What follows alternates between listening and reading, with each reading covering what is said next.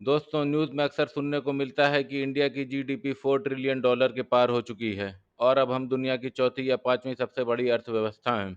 लेकिन सवाल यह है कि क्या ये तरक्की एक आम हिंदुस्तानी की ज़िंदगी में भी नज़र आई है?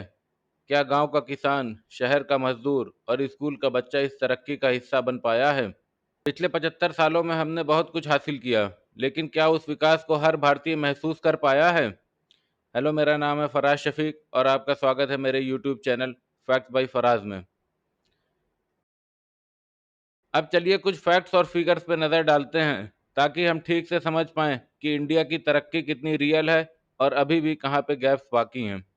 सबसे पहले बात करते हैं जीडीपी की।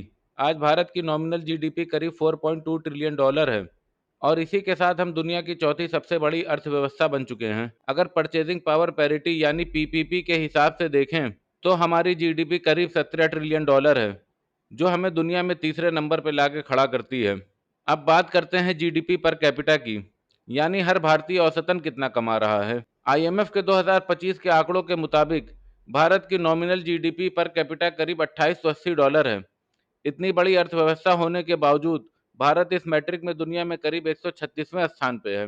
अब जरा ध्यान दीजिए, इस रैंकिंग में भारत आइवरी कोस्ट, अंगोला और नाइजीरिया जैसे देशों के बराबर खड़ा है। हमसे नीचे ज़्यादातर वो देश हैं जहां पे अनस्टेबल गवर्नमेंट हैं या सिविल वॉर चल रही है या फिर वो इंटरनेशनल सैंक्शन झेल रहे हैं। यानी जीडीपी के आंकड़े बड़े ज़रूर हैं, लेकिन आम आदमी की जेब उन देशों के लोगों से अलग नहीं लगती जो राजनीतिक या आर्थिक तौर से संकट में हैं। ये गहराई से सोचने वाली बात है, क्योंकि तरक्की का असली पैमाना यही है कि एक आम आदमी की ज़िंदगी कितनी बेहतर हुई। अब ज़रा एचडीआई यानी ह्यूमन डेवलपमेंट इंडेक्स पर नज़र डालते हैं। भारत इस लिस्ट में 130वें नंबर पे है। हमारे बराबर खड़े हैं बांग्लादेश जैसे देश, जिनकी आबादी की डेंसिटी हमसे करीब दुगनी है। और हैरानी की बात यह है कि लीबिया, जहां पे नाटो का हमला हो चुका है और अभी तक सिविल वॉर चल रहा है, वो भी भारत से आगे है, करीब 115वें नंबर पे।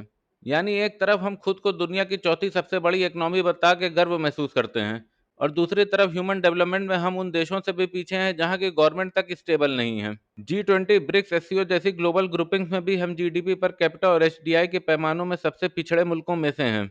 यह हकीकत हमें एक बड़ा सवाल पूछने पर मजबूर करती है कि क्या भारत की तरक्की वाकई जमीन तक पहुंची है या ये सिर्फ भाषणों और आंकड़ों तक ही सीमित है। जब पंडित नेहरू ने आज़ाद भारत का सपना देखा था, तो उन्होंने अपनी मशहूर स्पीच ट्रिस्ट विद डेस्टिनी में साफ तौर से कहा था कि हमारा मकसद सिर्फ आज़ादी पाना नहीं, बल्कि इस प्राचीन धरती को दुनिया में उसका सही और सम्मानजनक मुकाम दिलाना भी है। तो फिर सवाल ये है कि क्या हम आज़ादी के 75 साल बाद भी उस सपने के नज़दीक पहुंच पाए हैं?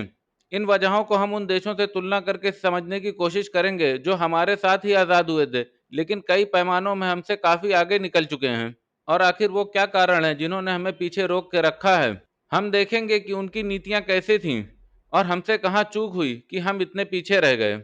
इन रीजंस को वीडियो के अगले पार्ट में एक एक पॉलिसी के तहत, जैसे हेल्थ, एजुकेशन, मैन्युफैक्चरिंग के तहत डिटेल एनालिसिस किया जाएगा और देखा जाएगा कि हमसे कहाँ चूक हुई और हम क्यों पीछे रह गए। अगर आपको ये वीडियो पसंद आई है तो इस चैनल को सब्सक्राइब करें और इस वीडियो को लाइक और शेयर करें और अपने वैल्यूएबल फीडबैक हमें कमेंट बॉक्स में बताएं।